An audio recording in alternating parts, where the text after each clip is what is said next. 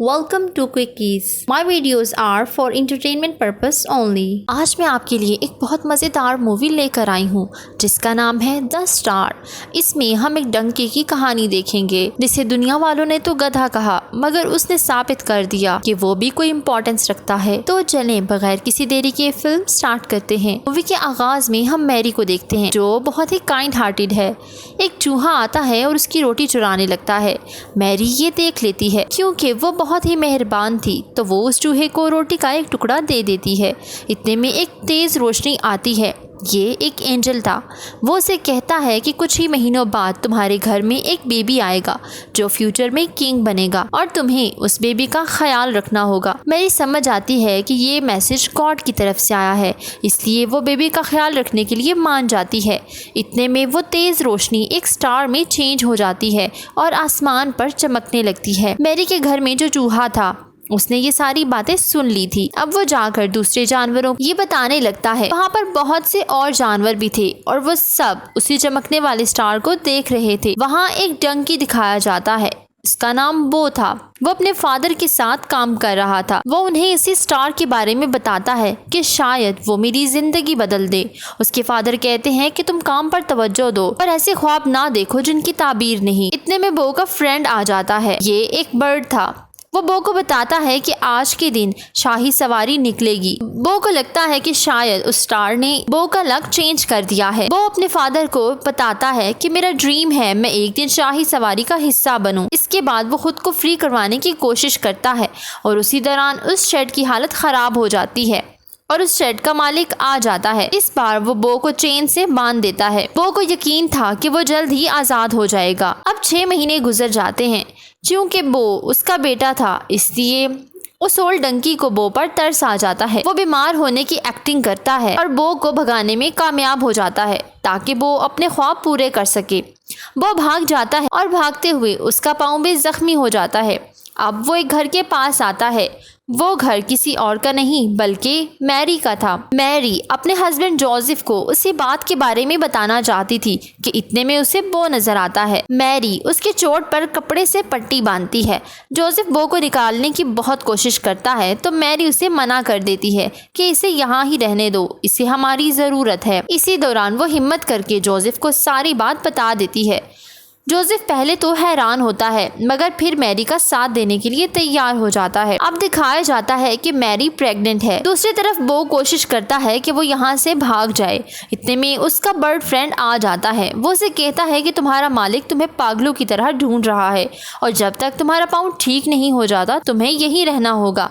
अगले सीन में हम 3 अक्लमंद आदमियों को देखते हैं जो अपने कैमल्स के साथ सहरा पार कर रहे थे। वो यहाँ उसी मैजिकल बेबी के लिए आए थे। वो पैलेस जाते हैं तो किंग गिफ्ट देखकर समझता है कि शायद ये मेरे लिए हैं मगर वो अक्लमंद आदमी उसे कहते हैं कि ये सब गिफ्ट्स उस मैजिकल बेबी के लिए हैं और ये बताते हैं कि वो फ्यूचर में किंग बनेगा। अब ये सुनकर तो किंग के तन बदन में आग लग जाती है और वो परेशान हो जाता है। वो उन तीनों आदमियों को जेल में डाल देता है और अपने सिपाही के साथ 2 डॉग हंटर्स को भेज देता है ताकि वो उस मैजिकल बेबी को ढूंढकर मार डालें। अब वो 2 डॉग्स हंटर को उसी चूहे के पास लेकर जाते हैं तो उन्हें सारी बात का पता चल जाता है। दूसरी तरफ बो मैरी और जोसेफ के घर बहुत इंजॉय कर रहा था। अब उसे पता चलता है कि जोसेफ उसे कार्ड के साथ बांधने लगा है ताकि वो शहर जा सके। बो का दोस्त उसे बताता है कि अगर तुम इनके साथ चले गए तो शाही सवारी का पार्ट कैसे बन सकोगे। वो जोसेफ के काबू में नहीं आता क्योंकि वो नहीं जाना चाहता था। मैरी उसे कहती है कि छोड़ दो, हम पैदल ही चले जाएंगे। वो लोग बो को घर में छोड़कर चले जाते हैं। अब मैरी और जोसेफ जा चुके थे तो पीछे वो डॉग्स और हंटर आ जाते हैं। वो डॉग्स बो को दबोच लेते हैं और उसे पूछते हैं मगर बो उन्हें कुछ नहीं बताता। तो वो डॉग्स बो के पाँव से मैरी का सेंट ले लेते हैं और अब उन्हें पता चल जाता है कि मैरी और जोसेफ किस तरफ जा रहे हैं। ये देखकर बो को बहुत गिल्ट होता है और वो ठान लेता है कि मैरी को बचाने के लिए वो कुछ भी करेगा। असल में ये डॉग्स का प्लान था और अब वो डॉग्स बो का पीछा कर रहे थे। बो का दोस्त उसे एक शॉर्टकट बताता है जिसमें बहुत से खतरनाक रास्ते थे मगर बो उन मुश्किल रास्तों से गुजरने लगता है। रास्ते में उसे एक शीप भी मिलती है जिसका नाम रूथ होता है। वो बो को बताती है कि मैं भी उसी मैजिकल बेबी का इंतज़ार कर रही हूँ और मैं उसी स्टार को फॉलो कर रही हूँ ताकि जहाँ वो मैजिकल बेबी हो मैं वहाँ तक पहुँच जाऊँ। वो रुथ को बताता है कि वो डॉग्स और हंटर उनका पीछा कर रहे हैं। तो रुथ कहती है कि मैं भी तुम्हारे साथ सिटी जाऊंगी। दूसरी तरफ वॉइसमैन के कैमल्स ने किंग की सारी बातें सुन ली थी कि किंग उस मैजिकल बेबी को मारना चाहता है। अब किंग ने वॉइसमैन को छोड़ दिया था और उन्हें कहता है कि जाओ और ढूंढ लो अपने उस नए किंग को। कैमल्स समझ गए थे कि ये किंग की चाल है। अब कैमल्स कहते हैं कि हमें इन वॉइसमैन को वार्न करना होगा। दूसरी तरफ बो मैरी और जोसेफ के पास पहुंच जाता है। बो उन्हें समझाता है, रुथ भी उन्हें समझाने की कोशिश करती है, मगर मैरी और जोसेफ को उनकी कोई बात समझ नहीं आती। हंटर अपने डॉग्स के साथ वहां आ जाता है तो बो मैरी को बाजार में ले जाता है। बाजार में बहुत से लोग थे। अब बो को समझ नहीं आता कि हंटर कौन है। में हंटर को मैरी नजर आ जाती है तो वो अपने डॉग्स को बांधकर मैरी की तरफ जाने लगता है। वो जोसेफ की बग्गी को खोल देता है।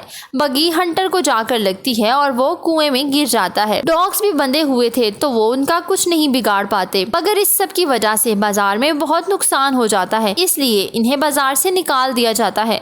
जोसेफ को बो पर बहुत गुस्सा था। मैरी उसे रिलैक्स करने की कोशिश करती है लेकिन जोसेफ मैरी की बात नहीं सुनता। बो अब अपने दोस्त के साथ जाने का फैसला करता है। रुथ उसे समझाने की कोशिश करती है लेकिन बो नहीं सुनता और चला जाता है। दूसरी तरफ वो हंटर कुएं से निकल आया था और अब वो दोबारा मैरी को ढूंढने के लिए निकल जाता है। बो के जाने से मैरी बहुत उदास थी। बो और उसका बर्ड दोस्त शाही सवारी के पास पहुंच जाते हैं लेकिन इतने में बो के पाँव से पट्टी उड़ जाती है। अब बो को एहसास होता है कि मुझे मैरी के पास जाना चाहिए, उसने मेरा इतना ख्याल रखा और मैंने उसे छोड़ दिया। तो उसका बर्ड फ्रेंड भी साथ जाता है।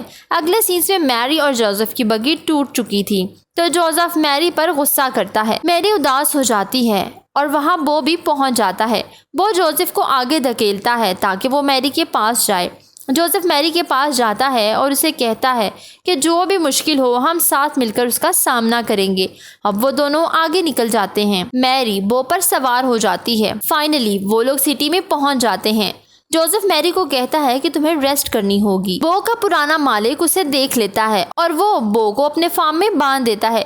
वहाँ पर और भी जानवर थे और वो उसे बताते हैं कि स्टार की लाइट यहाँ पड़ रही है और यहाँ ही वो मैजिकल बेबी होगा। दूसरी तरफ जोसेफ को कोई जगह नहीं मिल रही थी और बो भी गायब हो चुका था। अगले सीन्स में बो को सारे जानवर आजाद करवाते हैं तो बो बर्ड और रुथ से मदद के लिए कहता है ताकि वो डॉग्स और हंटर के साथ लड़ पाएं। बर्ड सिटी में चला जाता है और रुथ दूसरी शीप्स के पास। अब हंटर भी वहां आ चुका था। रुथ सारी शीप से मदद करने को कहती है मगर कोई भी उसकी बात नहीं सुनता। इतने में रुथ चिल्लाती है तो आसमान से मैजिकल लाइट सारी शीप्स को बात समझा देती है। दूसरी तरफ मैरी की तबीयत खराब होने लगी थी तो जोसेफ उसे वहां ही रेस्ट करने को कहता है। इतने में वहां बो आ जाता है और उन्हें लेकर उसी फार्म में चला जाता है। वहाँ बाकी जानवरों ने जगह साफ कर दी थी। अब हंटर भी उस फार्म में पहुंच चुका था तो वो अकेला ही उन डॉग्स का सामना करता है। इतने में वो हंटर भी फाइट करने लगता है तो बो के लिए अब बहुत मुश्किल हो चुका था। इतने में बर्ड कैमल्स को लेकर आ जाता है और साथ ही शीप्स भी उन पर अटैक करती हैं। बो उन डॉग्स को लटका देखकर बहुत परेशान होता है। इतने में बेबी की आवाज आती है। हंटर आवाज सुनकर डॉग्स को फेंक देता है क्योंकि वो अपने मिशन में नाकाम हो चुका था और ऊपर आने के लिए अपनी स्वॉर्ड की मदद लेता है तो वो क्लिफ ही टूट जाती है और वो गिरकर मर जाता है।